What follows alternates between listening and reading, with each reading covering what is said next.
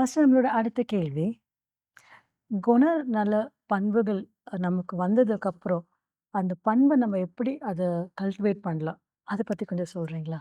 இப்போ அந்த குணங்கள நம்ப அடையணும்னு சொன்னோம்னா, ம், அது ஒரு நிஜமான ஒரு வாழ்க்கையா இருக்கணும். ம். அந்த நிஜமான ஒரு வாழ்க்கையா இருக்கணும். போலித்தனமாக நடிக்க முடியாது. ஆமா. நடிப்புன்னா ஒரு நாள் இல்ல, ஒரு நாள் அது தெரிஞ்சிரும். தெரிஞ்சிரும். கரெக்ட்டு. இல்லைங்களா? ம், ஆகையால தான் நம்முடைய வாழ்க்கையில ம், அது இயற்கையாகவே வரணும்னு சொன்னா, ம், நம்முடைய வாழ்க்கையில அந்த நிஜ வாழ்க்கை வரணும்னு சொன்னோம்னா, நம்ம அதிகமாக வேதத்த நம்ம கவனிக்க வேண்டியதா இருக்கு. ம், பரிசுத்த வேதாகமத்தில அநேக வாலிபர்கள் ஆண்டவருக்கு உகந்தவர்களாக வாழ்ந்தாங்க. ம், நீங்க யோசேப்ப எடுத்துக்கோங்க. ம், அவர் வந்து எத்தனையோ சோதனை வந்தாலும், தகப்பன்மார் தகப்பனிடத்திலிருந்தும், தன்னுடைய சகோதரரிடத்திலிருந்தும் எல்லா விதமான உபத்திரவம் வந்து அவன போய் குழியில போட்டாங்க. ம், அப்போ கூட அவன் தளர்ந்து போகல. அப்புறமா அவன் வேலைக்கு போகிற இடத்துல பொய் குற்றச்சாட்டி அவன வந்து சிறையில அடைச்சாங்க. ம், அப்போ கூட அவன் தணிஞ்சு போகல. அவன் இருக்கிற இடத்துல இருந்து தேவனை தொழுது கொள்வத அவன் மறக்கவே இல்ல. ம், ஆகையால எல்லா வ ராஜாவுக்கு அடுத்த ஸ்தானத்துல அவர் உட்கார்றாரு. ம், ஆகையால அவருக்கு அநேக வெளிப்பாடுகள் உண்டானது. ம், யா அவர் வந்து அ எகிப்தின் மக்கள மட்டுமல்ல, எல்லா நாட்டு மக்களுக்கும் இரட்சணிய பணிய செய்தாரு. அநேகருக்கு ஆகாரத்த கொடுக்க ஆரம்பிச்சாரு. ஏனென்றால், அவர் வந்து அ தவறான காரியங்களுக்கு தலையிட மாட்டார். ம், அதனால தவறான காரியங்களுக்கு தலையிட்ட சகோதரர்களுக்கு சொன்னதுனாலேயே, சத்தியத்த சொன்னதுனாலேயே அவர் என்னானாரு, சத்துருவாயி ம், குழியிலயும், சிறையிலயும் பார்க்க ஆரம்பிச்சார். ஆனாலும் அவர் தளர்ந்து போகல. தன் தேவன அவர் மறக்கல. ஆகையால தேவன் அவரை உயர்த்தினாரு.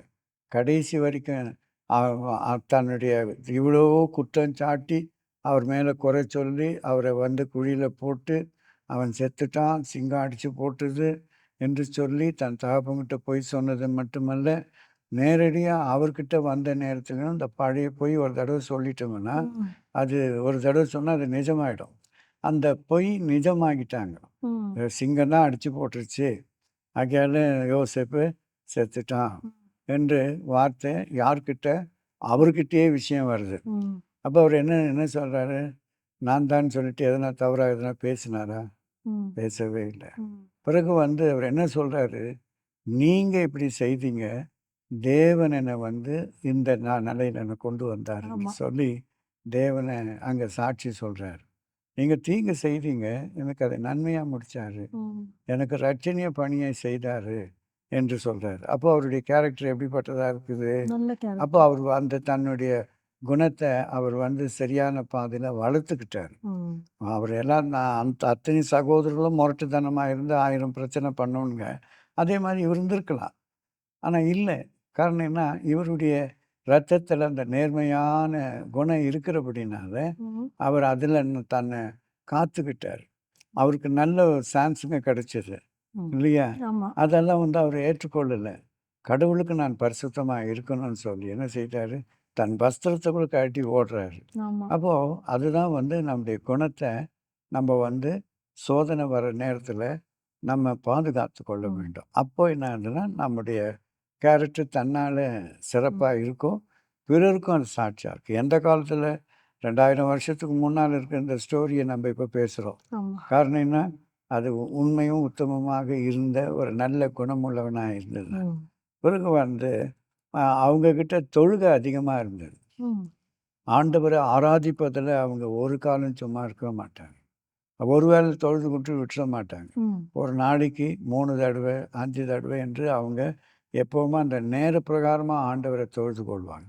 அப்போ தொழுது கொள்ள நம்முடைய எண்ணங்கள், நம்முடைய சிந்தனைகள் எல்லாம் அலச முடியும்.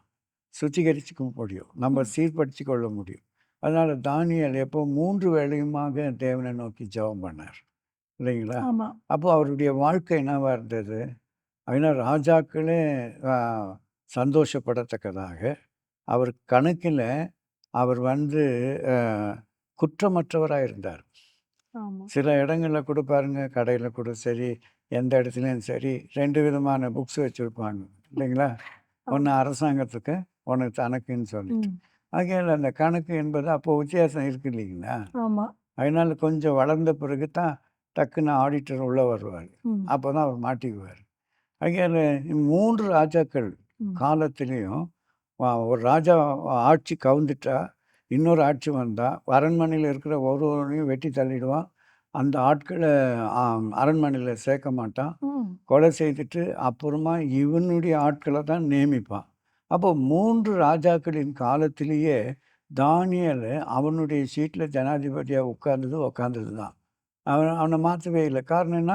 அவ்வளவு உத்தமமாக நாடு அறியும்படியாக வாழ்ந்தார். காரணம் என்னன்னா, ஆண்டவரை தொழுது கொள்கிறதுனால தான் ஒரு மனுஷன் சிறப்பாக வாழ முடியும். ம். ஆகையால தானியேலு மனுஷனுக்கு மட்டுமல்ல, தேவனுக்கே பிரியமான புருஷன் என்று வேதத்தில அவரை குறித்து மும்முறை சொல்லப்படுகிறது. என் பிரியமான புருஷனே உன் ஜெபம் கேட்கப்பட்டது. பிரியமான புருஷனே என்று சொல்லி தேவதூதன் வந்து சொல்றான். ம். அந்த அளவுக்கு வந்து அவனுடைய மனுஷருக்கு முன்பாகவும், தேவனுக்கு முன்பாகவும் பிரியமாய், உத்தமமாய் நடந்து கொண்டான்.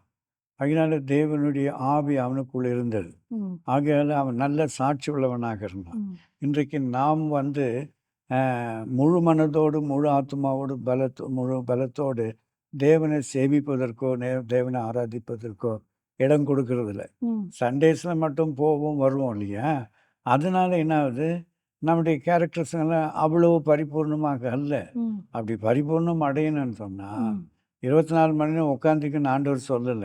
ம். ஆண்டவர் சொன்னது, உன்னுடைய வேலைய செய்யுங்க. ம். என்னை தொழுது கொள்கிற நேரத்தில தொழுது கொள்ளுங்கன்னு சொன்னாரு. அதே வண்ணமாக தான் அ ம நடந்து கொண்டாங்க. ம். இயேசு கிறிஸ்து நம்ம ஆண்டவராகிய இயேசு கிறிஸ்துவை பிதா, இவர் என் நேசகுமாரன், இவரில் நான் பிரியமா இருக்கிறேன், இவருக்கு செவி கொடுங்கள் என்று இயேசு கிறிஸ்து தம்முடைய குமாரனுக்கு பிதா சொன்னது போல, தானியேலை பார்த்து சொல்றாரு, இவன் பிரியமான புருஷன் சொல்லிட்டு. ம். அப்போ கிறிஸ்துவுக்கு ஒத்த வண்ணமாக இந்த உலகத்துல வாழ்ந்தார் இல்லையா? ம். அப்போ ஒரு மனுஷனே வாழ்ந்தான்னா நீயும் நானும் வாழலாம்ல? வாழலாம். அதனால கேரக்டர் தான் முக்கியம். கிறிஸ்தவ வாழ்க்கையில கேரக்டர் தான் முக்கியம். அதனால நம்ப அத மேம்படுத்திக்கணும். அது பாதுகாத்து அதுதான் நிஜமான வாழ்க்கை. ம். ம்.